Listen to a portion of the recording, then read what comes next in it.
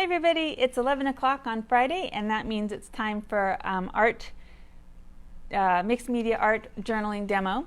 And if you don't know me, I'm Ingrid, and I own Craftiness, which is a craft supply paper art supply shop in Chatsworth, which is in the Los Angeles area.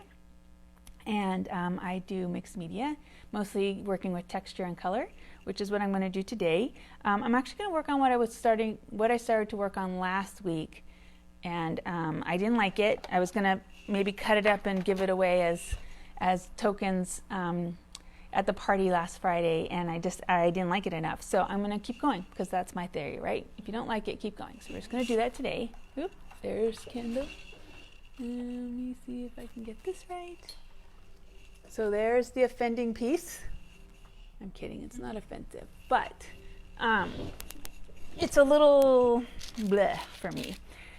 Of things that were lying around the studio, Kendall brought in these King Art mixed media gel sticks, so I thought I might just play with what those look like. I'm always drawn to these like turquoise, so that's not exactly the color that the barrel suggests.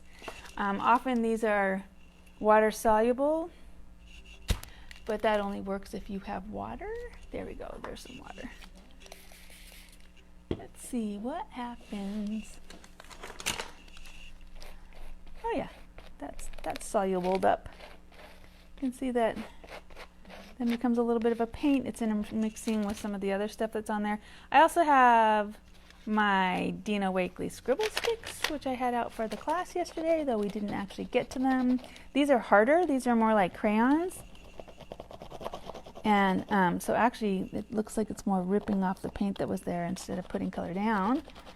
But you can see. And they are also water soluble, so you can come in and mush them around a little bit and see some of the color that I had down before interacting. So I'm getting a little bit of a, I just not want to work in that one spot. You can, maybe you can hear the difference of just how hard those are compared to some of the other stuff. Oh, look what's happening. I am dragging off a layer. Kendall, is there a set of baby wipes there? I might just wipe some of this off. You can see some of the texture and stuff from last week sitting there, and I'm wondering if I wipe some of that off. Thank you so much. If I will end up with revealing a little more. Oh, look at that. I don't usually subtract from my pieces, but I'm enjoying this. Look at that. Pulling back a little bit, clawing back some of that texture that's under there. Interesting. Messy. It might be kind of fun to also, because there's a lot of different layers of texture on this one, maybe it would be fun to come in with some sandpaper and sand it. I have Tim Holtz's Distress Crayons here, and yesterday someone came in and did the duck hunt and got a 30% off Tim Holtz coupon. So that's the sort of thing that's out there. If the duck hunt is still happening, there's still some baby ducks waiting to be found. So if you're in the area and want to try your luck, come on in. Now all of these that I put down so far are basically the same concept. These are hard, these are soft, these are very soft, very, very, very soft. I've said it before, I'm not a super big fan of this particular kind of packaging where you get mostly plastic when you buy it. They look great though, and if they were refillable I wouldn't have as much of an issue, but they're not. So the portfolios which are out there in the world, they're a nice version. They're just paper, that's all you pay for. Here is the art crayon version of it. I actually sell these, the Marabou. And you can see I've used this one. This is gold. And then, you know, the gelatos. I've used the gelatos in the past before too. Those are a water-soluble version. And you can also use these as paint sticks. These are a nice way to carry paint in your, if you're traveling, in your luggage, because, you know, they're self-contained. And then you can add some water and make them, water them down, make them look more like a watercolor. What are they called? Which ones? The yellow, the paint sticks? The Marabou art crayon. Kendall is trying to get the links for you guys. I don't have a lot of them because there's only a few sets that are out there, which is what I carry. And what I really want, you know, what would be great is to carry all the colors individually. I just don't have a lot of space, and yeah, not yet. Okay, one thing that came into the store, and I wanted to show you them. It is this this applicator tip that you can. It wasn't meant for this, but it fits on Dina Wakley's gloss sprays. And once you put it on there, you know the gloss sprays clog. It is just what happens with them. And so there's actually two bits, but you get this needle tip and it turns it into basically a paint pen. And then you can just scribble, do the Dina Wakley scribble. She has a great style that I've emulated in the past where, and you know my tips for working with writing is to write something that means something but write it in a way that's unintelligible, and that way it will read more accurately as words and not just scribbles. Like that was really just scribbles, whereas if you come along and write a word, this is the metal machine paint pens. These are more like the kind of pens that you have that are like correction paint. They have a little roller in them, which is not working. There we go. All right, so let me just maybe demonstrate. So here's just scribbling. Oh no. Nope, it's not rolling. It's picking up paint instead.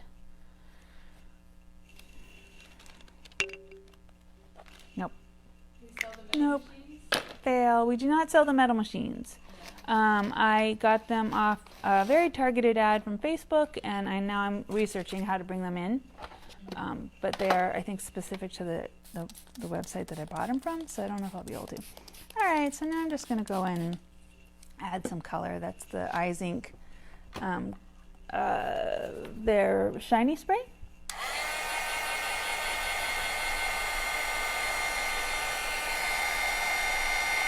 Somebody else the other day got an Izink coupon from the Duck Hunt. Somebody else got a 25% off their total purchase, not including classes.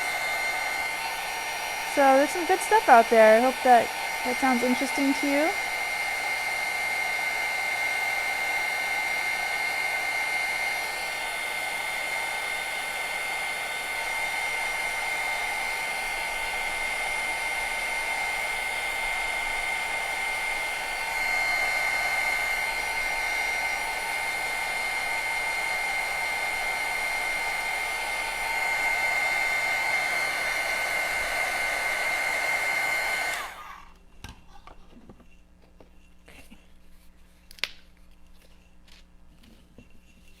I'm actually just gonna, this is Liquitex, one of my favorite colors. It's their turquoise blue. I use it in a lot of stuff. Jelly printing. Just gonna switch the color of this layout. So yeah, smush, smudge. So if you get a thin layer on your brayer and roll it out over your texture, it's going to hit not perfectly, but it's going to hit those highlights on your texture, so it's going to bring those textural pieces back up through all those layers of paint and show them up again. Yes, that's the idea. I don't know if you can see that happening, all these stars popping back up through all of those layers of paint and color. And I have significantly changed the tone of what was going on in the page.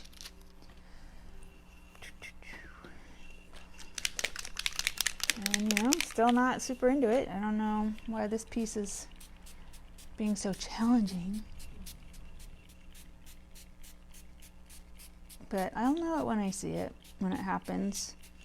So I just flooded it with a the Abandoned Coral Distress Oxide. I sell the 2-ounce versions of this. This is the 1 ounce, or is it the 4-ounce version? I sell the bigger versions of it. I don't sell the little ones. Those ones come in sets at big box stores that we will not mention. Nope. Oh, okay, so I did get a little bit of what I like out of that. The color is pooling around the texture, and some of that paint that's on the texture is coming up through that. So I'm getting a little bit of a rusty, grungy effect from that. And this is water soluble, so if I put more stuff down on top of it, it's going to move around even more. But I'm liking what that did.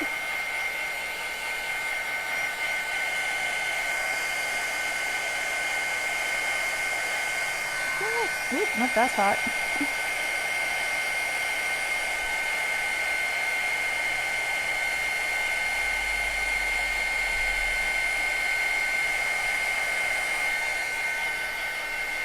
Okay, I'm actually going to throw down, this is Golden Liquitex, it's not Liquitex, Golden Liquid Fluid Acrylics, that's the word I was looking for. Iridescent Gold Deep Fine, which means that it's like a dark gold with a fine grain to it. And one of the things I love about Goldens is that they're very pigmented, they really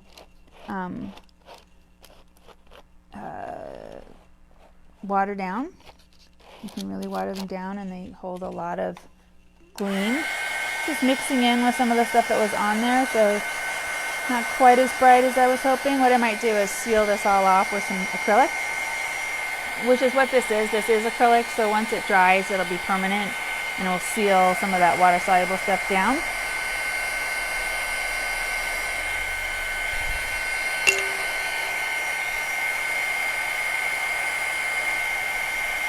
Some gleam in there.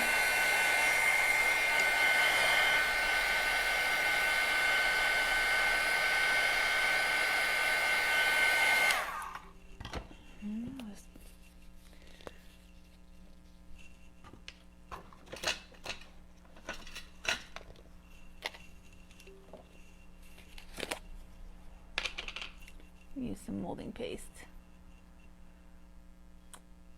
I think.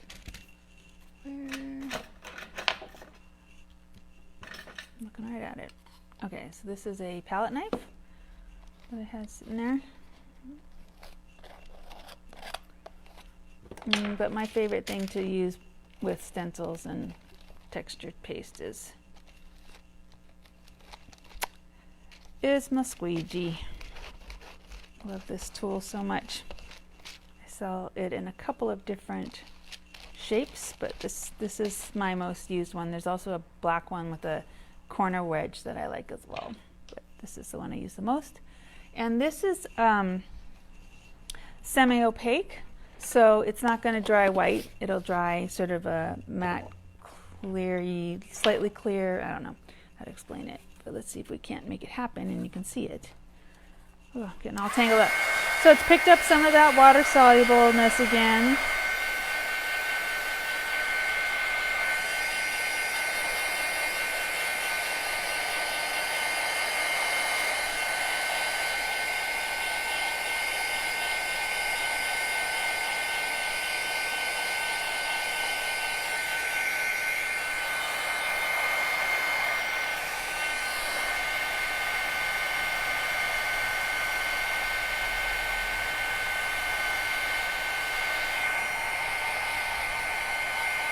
I've got a true pocket of mud right there. It's genuine, actual mud. So I have a thought. Let me see if I can find the... Yep. All right, here's one of my oldie but goodies. Wow, someone went to town on this. So I know I talk about not caring if my stencils are dirty, but I would not have left this amount of stuff on it. Personally, I would have asked that they scraped it off if I'd seen it. So let's see if this works. I'm guessing not, and that at this point I'm probably ready to pull a new one. This is a Bear Prima stencil, so I'm pretty sure I have copies of it still in the shop. Let's see what I'm going to get out of this. Whew. It's going to be intense. Not so intense. Good. All right. And then since it's here and I have some more paste, I'm going to throw down some stars. And some more over here. This is a Crafter's Workshop stencil, one of my favorites that I'm using right now.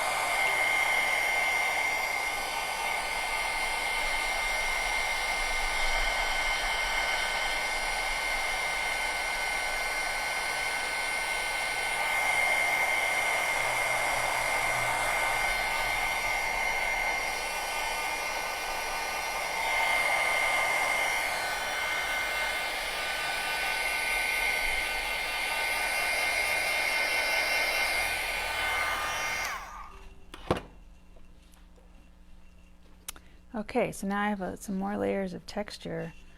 Gosh, I kind of like how they're just sitting on top. This was not dry, so when I put it down, it ended up a little bit of a muddy mess. So actually I'm gonna, but I have some interesting stuff happening with the different layers that I've already put down today with the Harlequin. Is that what it's called, Harlequin? Yeah?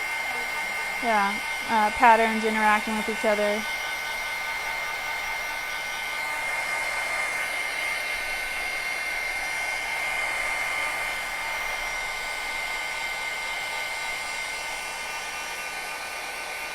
I do feel like I want something bright on this page. Everything is toning down for some reason. I do like it better than I did, though. It's getting there. Sorry? Ooh.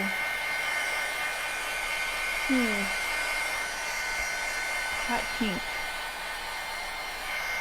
You know, all my hot pink are probably all in the same basket somewhere. Yeah. But I will add, I pulled these out with the intention, the ices, again, because I wanted to throw them a little more of these down. So let's see what happens if I add this. And what happens if I use, where's the, there. I like this one. This one was working well for me. So let's see what happens if I do it this way. Squidge a little. This is the Izink glitter paste, and they are very, very thick, very glittery. South After has a few colors in this that are pretty great, and I don't have everything right now. This is one of the brands that's been a little hard to get into stock, but I heard that they're shipping again, so I'll reorder soon. But all the foreign brands, you know, it's been hit and miss. The global supply chain, it's a real thing. affecting real people. Let's see. Oh, there's an ice I haven't used in a while. Okay.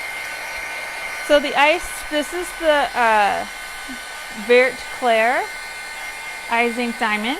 And I'm going to throw this down in a second. This is the Izink Ice. That's the one that it's translucent. So when you put it down thin, it gets transparent. You can see through it.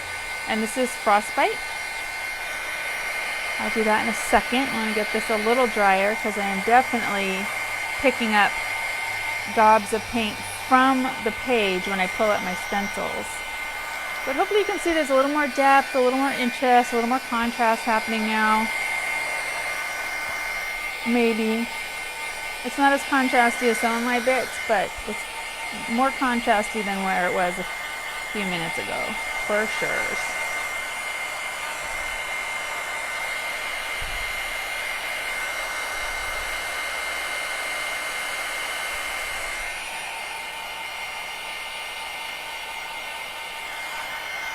If you didn't catch my live yesterday, I love it when you guys comment. I love it when you just say hi. I'd love to know where you're from. I had someone call me from Mobile, Alabama the other day, and that was exciting. Yeah, it was so fun. It's the cutest accent. I just love hearing that there are people, you know, anywhere you are, that there are people watching. And it doesn't matter to me if you're watching live or if you're watching later, but drop a comment, say hi, say where you're from, tell us what your favorite mixed media medium is. Start a conversation. We do respond to all the comments and questions. If you leave one, I will say something back, I promise. Even if you're mean. We're dealing with some meanies on Instagram. Once you get your posts get out there, sometimes you get all the attention, the negative and the positive, and I'm up for it. I'm game. I don't mind having conversations, but boy, sometimes it's tough when it gets personal. Also, when you see a person in the morning. I actually saw that one at 3 o'clock in the morning, but whatever. Did you sleep afterward? Not till after I'd gone and done a little research on it. Definitely thinking about you when I saw it. All right, so this is ice, and I'm scraping it across some texture. So I used it to create texture, but now I'm scraping it across places where there was texture already, because it's one of the things I like to do is sometimes it can highlight a pattern that you have on your page or some texture that's already down, and then sometimes it can obscure it. So it's also shiny, which is different from the other textures I have on the page right now. So it's kind of, again, like when we talk about contrast, there's contrast in color, there's contrast in texture, and there's contrast in quality. Matte, gloss, semi-gloss, those all interact as well. So this is called a glaze finish, which I don't know if that's an official term, but it'd be kind of interesting, I think, maybe to cover a whole piece with a layer of ice and see if it works as like a faux encaustic medium. I wonder if Seth ever tried that. Because it is translucent. And so I'm finally getting some of those interactions that I love so much, where you've got different colors and textures and layers all sitting in one little spot together, interacting, speaking to each other. Still not convinced this is close to being done, but it's close. It's better, closer than it was. I am going to do that thing that I tell everyone to do and then always forget to do myself, and I'm going to turn it over. Sometimes that can give you some perspective, new perspective. It can help change the color, the way the colors are presented on the page because the light's different. Sometimes I tell people to go to the bathroom and come back and look at your page again, because that sometimes can help you see if there's a dead spot on your page that's not speaking to you. This is the Distress Crayon again. This color is Picked Raspberry, and this set in general is set 1. his very first set, ladies and gentlemen. His first color. Yeah, those are squishy. Squishy.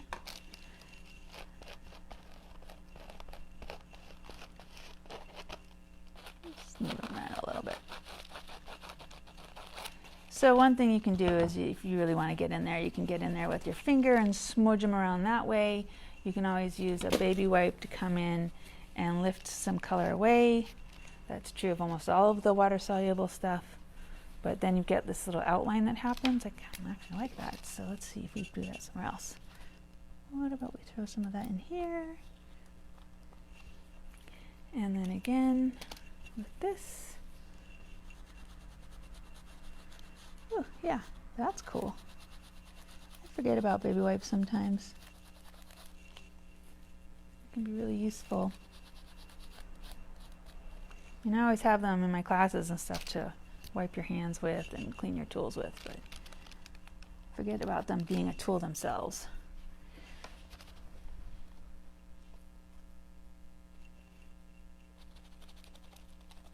Oh.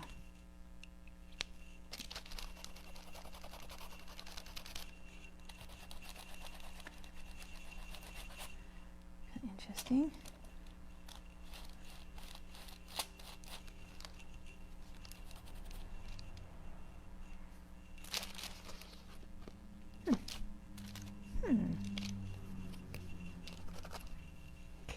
I have a feeling this particular color is going to be gone quickly.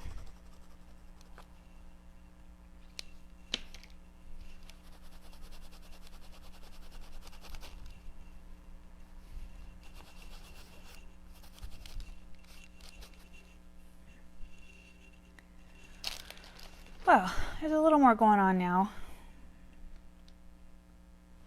Let's see, it's almost 11:30. I'm thinking that I might call this for the moment and let it dry really well, and then maybe I'll seal it, and that way I can work again and get, you know, some colors down without the interaction with the layers underneath, without the interaction with the water-soluble layers underneath, and that could be kind of fun. What would you seal it with? I will seal it with a workable spray finish.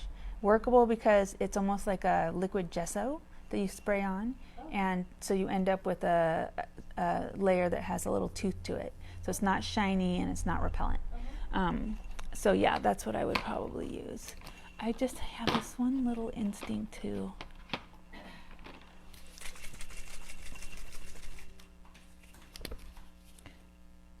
brighten up this corner. Let's see if that works. Ooh, I don't know.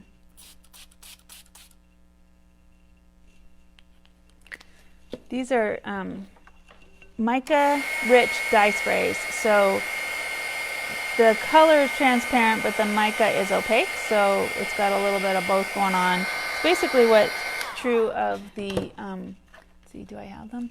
The Mica Stains from Tim Holtz. This is Halloween color. Flickering candle.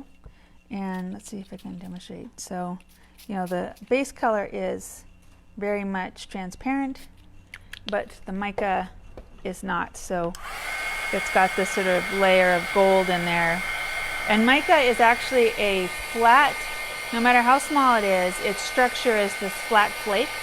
And so when you're working with polymer clay, for instance, and you condition it, what you're doing is you're encouraging all the mica to lie flat. And then the flat side reads as shiny, and the cut side looks dull.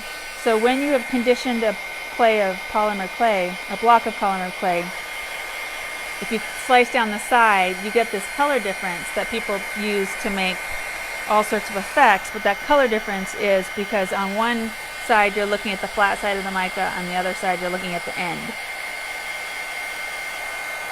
Hopefully you found that interesting.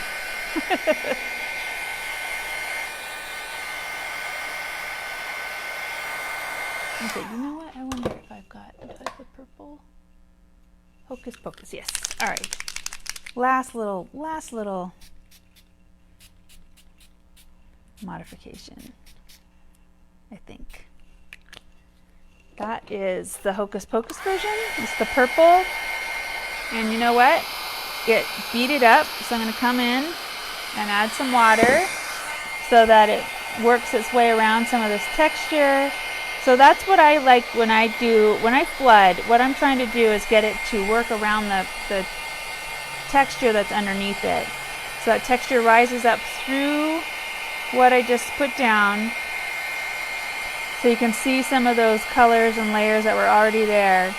And then the texture gets highlighted by where the spray settles. This spot just doesn't want to be any color other than that. Grr. And so that again is maybe why I might seal it off. And again, this has mica in it, so there's a little gleam coming through where it's dried completely. That's the mica. Lying flat, winking at us. Okay, you know what? I can't, this mud, I can't deal with it. There we go. Look, gold. It was gold underneath. That's just what it needed. Okay, I'm going to call it for now and let it dry. Who knows? Maybe I'll be working on this next week. All right, everybody. Thanks for joining us. And hopefully you got inspired to maybe do a little mixed media for yourself today in some way or another. And if you're curious about the products, come on in. Let me know which ones you want to see. I'll show them to you in the store. And yeah, happy Halloween Eve. Lots going on. My daughter's off to a Halloween party tonight. I'm going to call my sons and tell them to be careful. I can't stop myself from momming just a little bit, even though they're adults. All right, so hopefully I'll see you in the store. If you come by tomorrow, you get a piece of candy. All right, take care, everyone.